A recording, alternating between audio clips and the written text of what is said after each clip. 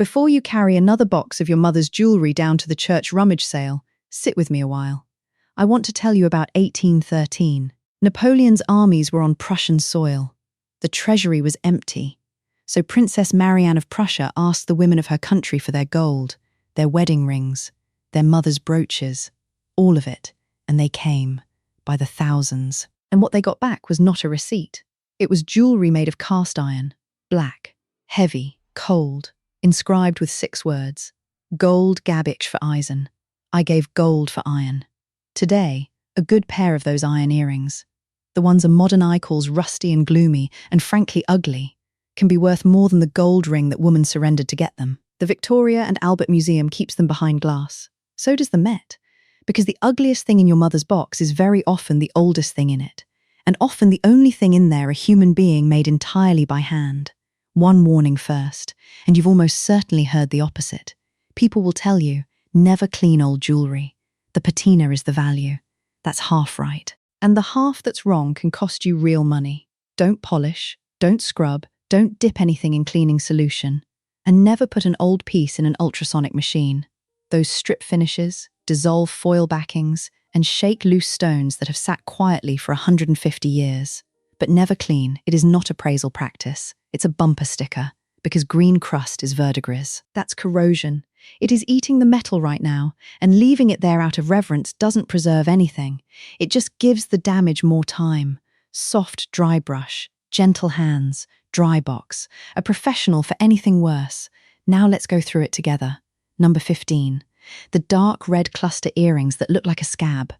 I'm sorry, but that's what people tell me. Dark red stones packed edge to edge, almost black in a dim room. And the metal looks like gold, which is what gets them thrown out. Because sooner or later somebody tests it, finds it isn't gold, and decides the whole thing was a lie. It wasn't.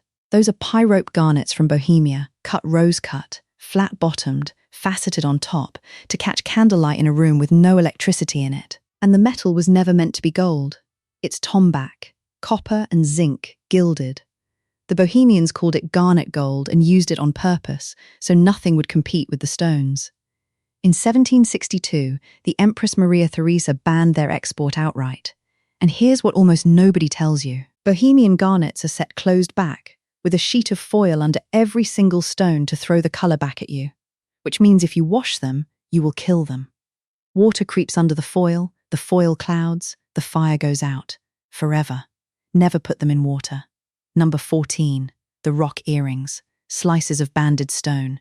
Grey, rust, mossy green, set in dark silver. They look like something a child glued together at summer camp.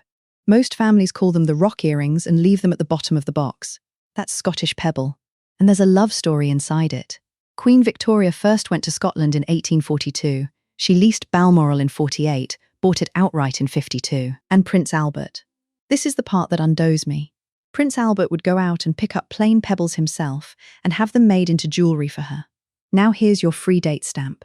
Between 1842 and 1883, British registered designs carry a small diamond-shaped mark. Collectors call it the kite mark. Find that diamond on the back, and you're holding something from Victoria's own lifetime. Later copies have duller stones and a sloppy fit. The old ones locked together like a puzzle. Number 13. The black earrings that turned brown. There may be a pair of black drops in that box that aren't black anymore.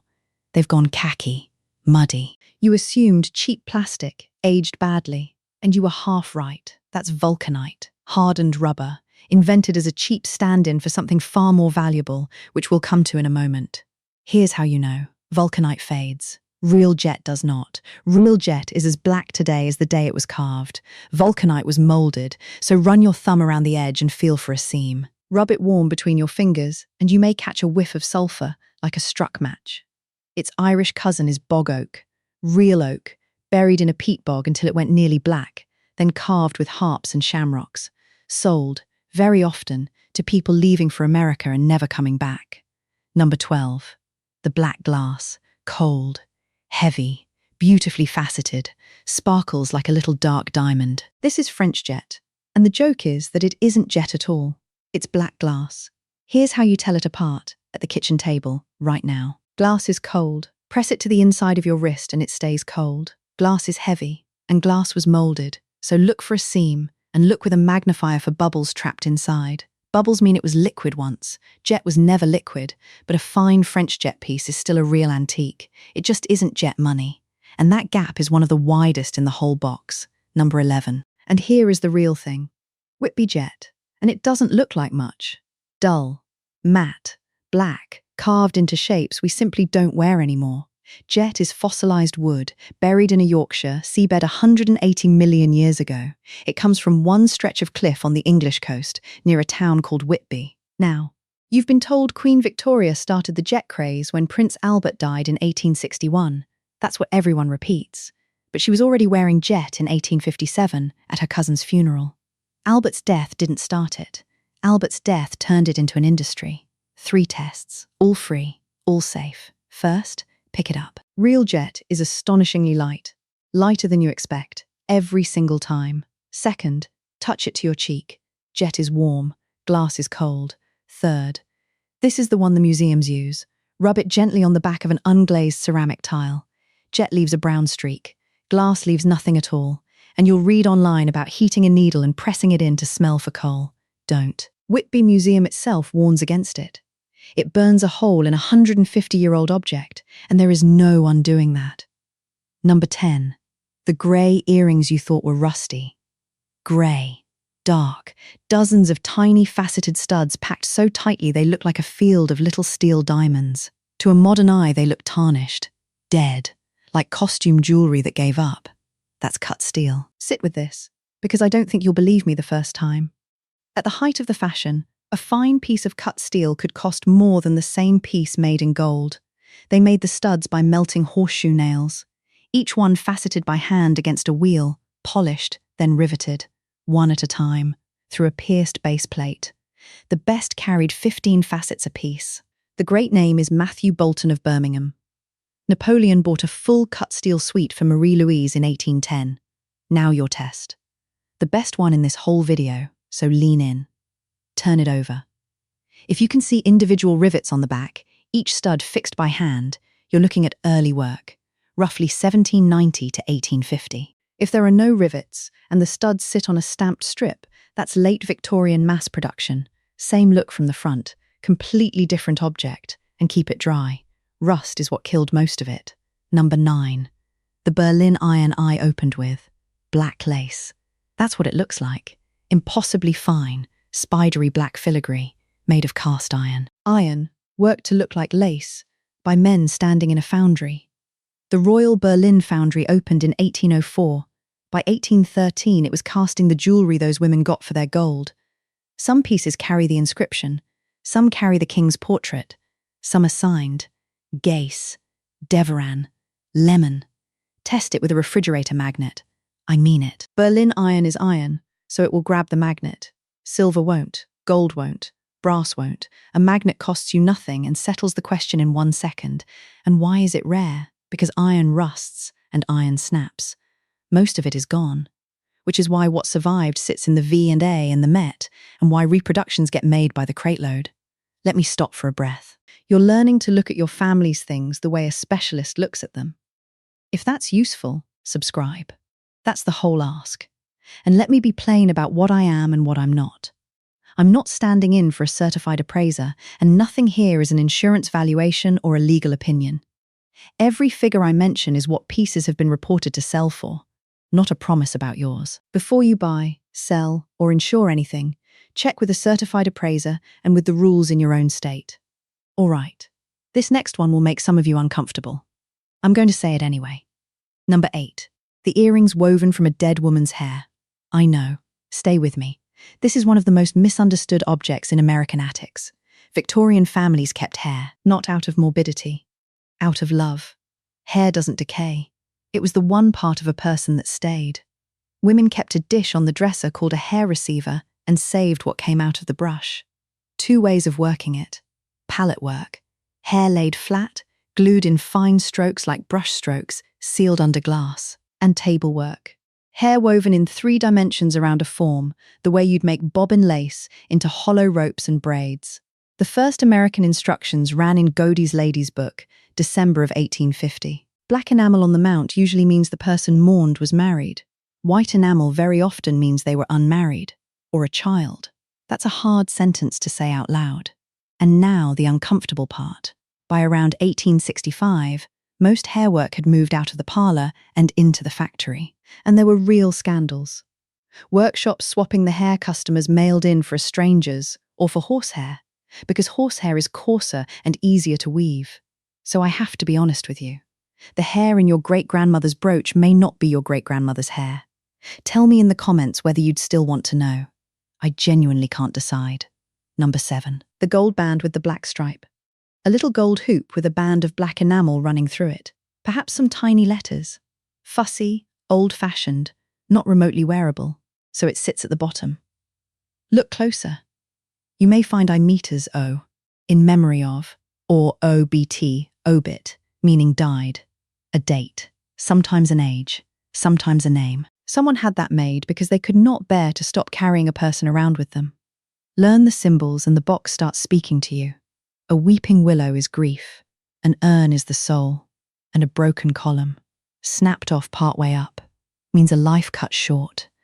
The Met holds a Tiffany and Company mourning brooch from 1868. Plaited hair under a crystal face, name and dates engraved. The value here lives almost entirely in the enamel. Chips in that black band hurt the price badly, and re-enameling almost never pays for itself. Don't touch it up yourself. Number 6. The paste that isn't cheap. Stones with real depth to them, set in silver, in a mount so old it's closed at the back. You can't see through to the stone at all. Somebody once told you they were glass, so you stopped caring. They may well be glass. That's called paste. And Georgian paste, made before 1837, is a serious collector's object, cut by hand, stone by stone. Then a jeweller slipped a whisker-thin sheet of coloured foil in behind it to give it fire. Sometimes they even painted a tiny black dot on the foil behind a clear stone to imitate the dark point at the bottom of a real diamond. That's how badly they wanted it to look real. Same warning as the garnets. Closed back means foil-backed. Foil-backed means water is the enemy. One rinse under the tap can turn a 200-year-old object into a cloudy grey, nothing in 10 seconds. And look at the fitting. Screwbacks were patented in 1894 and didn't catch on until around 1909. So a Georgian earring wearing a screwback was converted long after it was made. It's older than its own fitting. That tells you something about the woman who wore it, and something about the price. Number 5. The little picture made of dots. A tiny scene. Roman ruins, a dove, a spray of flowers. So fine it looks painted. Most people assume it's a printed picture under glass. That's exactly what it was made to look like. Get a magnifier on it. If that picture is built from thousands of tiny glass rods, packed like the tiles of a mosaic floor, you're holding a micromosaic. The finest run to 5,000 pieces in a single square inch. The technique was perfected at the Vatican's own mosaic studio in Rome and sold as souvenirs to young men on the grand tour of Italy. Named makers matter enormously. A micromosaic plaque attributed to Giacomo Raffaelli from around 1790 has been reported to sell for over $21,000 at auction in the United States. And here's some inside baseball. Dealers know perfectly well that the word micromosaic sells better and ranks higher than the word mosaic. So a great deal of ordinary, chunky mosaic jewellery gets listed as micromosaic online. Smaller and finer means older and better. Look at the size of the pieces, not the size of the words. Number 4, the one that looks the same, and isn't. Right beside it, there's another little picture. Flowers, usually. Maybe a bird. Against a black background so glossy it looks wet. Put the magnifier back on. If the image is interlocking shapes, cut and fitted with no gaps and no grout. A jigsaw puzzle assembled by someone with more patience than any of us. That isn't a mosaic. That's pietra dura, hard stone. Slices of lapis and malachite and jasper, shaved thin and inlaid into black marble. The workshop that gave the world this technique was founded in Florence in 1588 by a Medici Grand Duke. It's still open, so. Dots and rods, Rome, micromosaic. Interlocking stone shapes, Florence, pietra dura. 2 different crafts, 2 different markets. And 2 women in the same rummage sale line, both saying it's just a little flower picture. Number 3.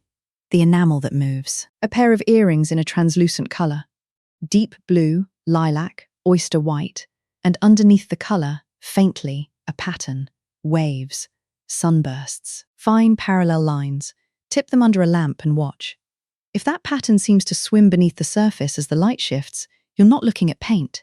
You're looking at guilloche and Basse-taille, where an artisan engraved a pattern into the metal itself, then floated transparent enamel over the top, like water running over a riverbed.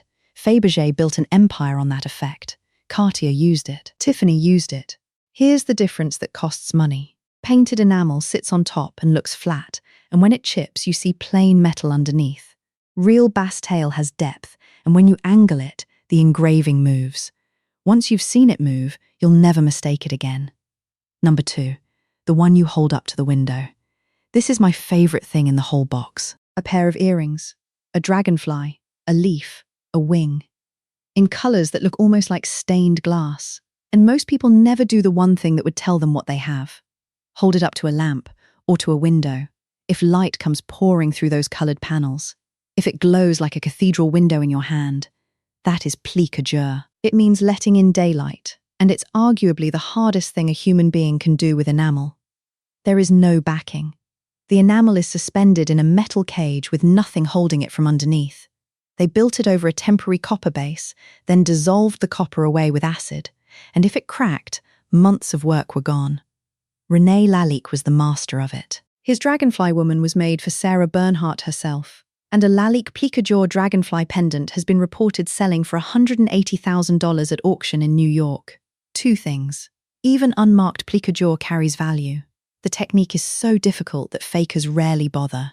And a Lalique tell, free of charge, he signed R. Lalique, or simply Lalique. He did not spell out René. If you see the full first name, be very careful. Number 1. And it doesn't look like anything at all. A plain gold earring. A modest cluster. Nothing you'd look at twice. This is where the money actually gets lost in America. Not on the jet, not on the iron, right here, on the plain-looking pair that goes into the bulk lot with everything else. Because the great houses signed small. Tiffany, Cartier, Van Cleef & Arpels, David Webb, and then there's Oscar Heyman. They called them the jeweler's jeweler. From 1912, out of New York, the Heyman brothers made pieces sold under other people's names. Tiffany's, Cartier's, Van Cleef's. Some of the finest jewelry in America was built by men whose signature the buyer never saw. Now here's the thing I most want you to walk away with. Look at the back of that earring under a magnifier. You may find OH, or OHB, or HB, and next to it, a number. That's a serial number, and the firm keeps its archive, which means a number stamped into the back of an earring, sitting in a shoebox in your closet, can in principle be traced back to the job record for the day it was made. That's not a legend. That's a filing cabinet. So here's your list, and then I'll let you go. Don't polish, don't dip, don't scrub, but don't leave green corrosion to eat the metal, either. Keep the closed-back pieces away from water. Turn everything over, because the back is where the rivets are, where the marks are, where the serial numbers are, where the story is. Get a magnet, $1, and it settles the iron question in a second. Get a cheap magnifier and use it. And when you look up what something's worth, look at what piece is actually sold for, not what somebody's hoping to get. And don't sell the box as a box. Never accept one round number for all of it. Photograph every piece separately. Now, you tell me. Somewhere in your family there's an ugly pair of earrings nobody wants. Dark, heavy, strange, wrong. Go find it. Tell me in the comments what it is and what your family has always called it. And I'll say the unpopular thing one more time, because I mean it. Never clean it is bad advice, and it has ruined more pieces than it ever saved. Argue with me. I'll be down there reading. Because here's the truth underneath all 15. These earrings never became valuable. They were valuable the whole time. A woman in Prussia handed over her wedding ring for a piece of iron, and she knew exactly what she was doing. The only thing that ever changed is whether anybody in the room could read what they were holding.